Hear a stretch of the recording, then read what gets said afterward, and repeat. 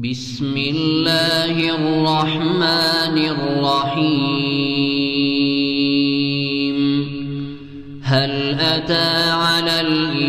الإنسان حين من الدهر لم يكن شيئا مذكورا إنا خلقنا الإنسان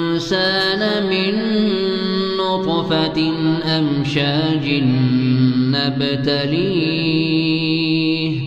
نبتليه فجعلناه سميعا بصيرا إنا هديناه السبيل إما شاكرا وإما كفورا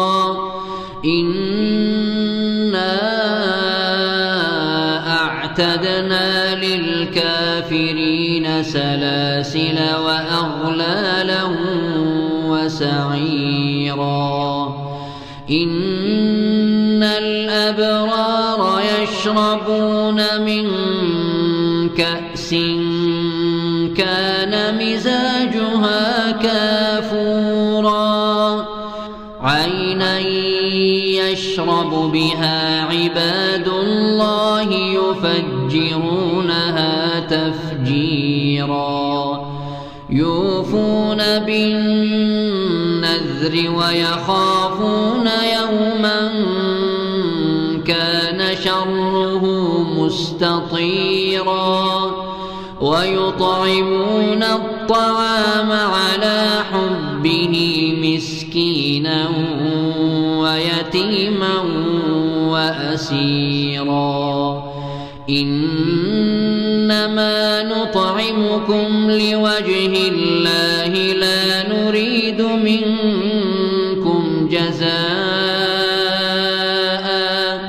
لا نريد منكم جزاء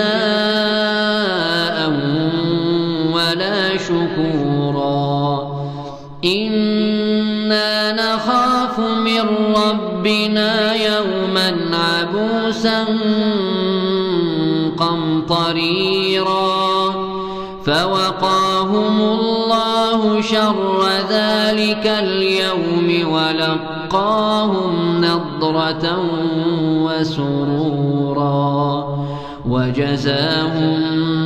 بما صبروا جنة وحريرا متكئين فيها على الأرائك لا يرون فيها شمسا ولا زمهريرا ودانية عليهم ظلالها وذللت قطوفها تذليلا ويطاف عليهم بآنية من فضة وأكواب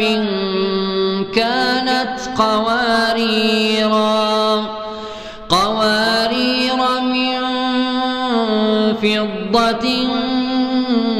قدروها تقديرا ويسقون فيها كأسا كان مزاجها زنجبيلا عينا فيها تسمى سلسبيلا ويطوف عليهم ولدان مخلدون إذا رأيتهم حسبتهم لؤلؤا منثورا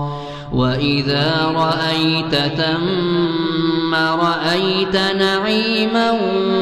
وملكا كبيرا عاليهم ثياب سندس خضر واستبرق وحلوا أساور من فضة وسقاهم ربهم شرابا طهورا إن هذا كان لكم جزاء وكان سعيكم مشكورا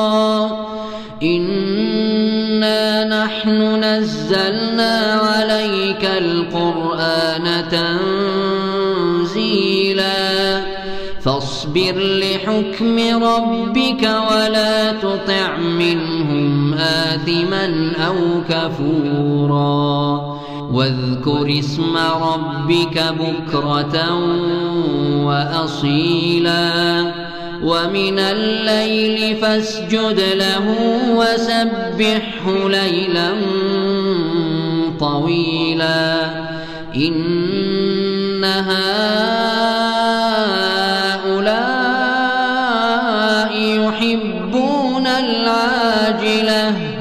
ويذرون وراءهم يوما ثقيلا